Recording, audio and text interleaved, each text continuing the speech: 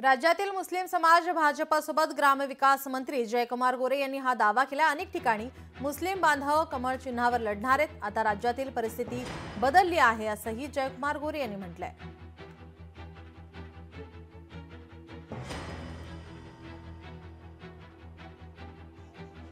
देशातमध्येच मुस्लिम समाजाच्या सगळ्या बंधू भगिनींनी, खास करून भगिनींनी भारतीय जनता पक्षाला, मोदीजींना आशीर्वाद देण्याची भूमिका घेतलेली आहे।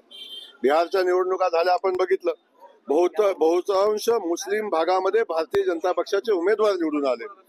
आज आम्ही बघतोय अनेक मुस्लिम बांधव भगिनींचा भारतीय जनता पक्षाकडे चिन्हावर उमेदवारी मागतायत येऊन, आणि बदललेली परिस्थिती बघताय। त्यांनाही माहिती आहे देश भारतीय जनता पक्षासोबतच सुरक्षित आहे। लोकशाही मराठी ऐका, पहा, जागरूक रहा।